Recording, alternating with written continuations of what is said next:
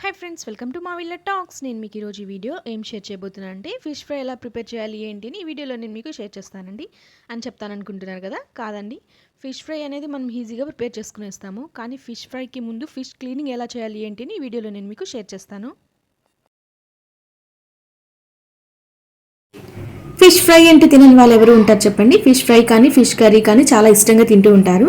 కానీ ఫిష్ని ఎలా క్లీన్ చేస్తే మనకి కర్రీలో కానీ ఫ్రైలో కానీ చేదు లేకుండా ఎలా ఉంటుందని ఇప్పుడు మనం చూద్దాం.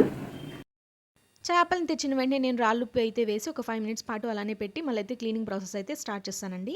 ఇక్కడ నేను క్లీన్ చేద్దామని చేపలను తీసుకున్నప్పుడు మా అమ్మమ్మ వచ్చి ఇలా కాదు నేను క్లీన్ చేస్తానులే అని చెప్పేసి అయితే మా అమ్మమ్మ అయితే తీసుకొని క్లీన్ చేస్తున్నారు. మా అమ్మమ్మ ఎలా క్లీన్ చేస్తున్నారంటే చేపలని ముందు రాళ్ళుప్పు వేసి ఒక 5 మినిట్స్ పాటు అలానే పెట్టేశారండి. తర్వాత చేపలన్నిటినీ సాల్ట్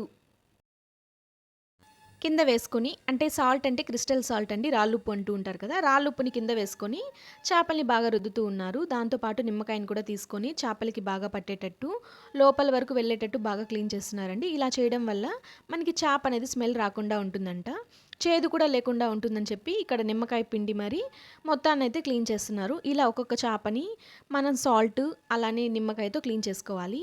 తలకాయ ఉంది కదా, దాని సైడ్ అలాగా బ్లాక్గా ఉంటుంది కదా, అవన్నీ పోవాలంటే మాత్రం కింద రుద్దితే సరిపోతుందంట.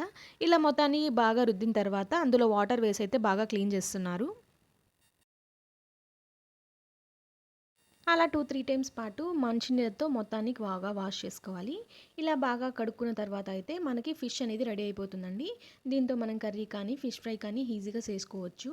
ఇలా చేసుకోవాలంటే ముందుగా క్లీన్ చేసుకోవాలండి. మనం ఎలా పడితే అలా క్లీన్ చేసుకున్నట్టయితే చేపలు అనేది చేదు వచ్చేస్తుందండి. మనం చేపలు తిన్నప్పుడు కాస్త చేదుగా ఉంది అంటూ ఉంటారు కదా, అలా కాకుండా ఇలాగని క్లీన్ చేసుకున్నట్టయితే చేప అనేది పర్ఫెక్ట్గా క్లీన్ అవుతుంది. ఫిష్ ఎప్పుడు క్లీన్ చేసి ఇస్తారా అని అయితే వెయిట్ చేస్తూ ఉన్నామండి. ఇలా క్లీన్ చేసి ఇచ్చిన వెంటనే మేమైతే మసాలా అనేది అయితే ప్రిపేర్ చేసుకునేసాము. హాఫ్ చేపలను అయితే మాత్రం కర్రీ చేసుకున్నాము, హాఫ్ చేపలను అయితే మాత్రం ఇలా ప్రిపేర్ చేసుకునేసాము. ఫిష్ ఫ్రైకి మొత్తం మసాలా మొత్తం పట్టించేసిన తర్వాత ఆయిల్లో అయితే డీప్ ఫ్రై చేసుకొని ఎమ్మి ఎమ్మి ఫిష్ని అయితే మేము బాగా తినేసామండి. అంతే అండి వీడియో. మీకు ఈ వీడియో నచ్చినట్టయితే లైక్, షేర్, సబ్స్క్రైబ్.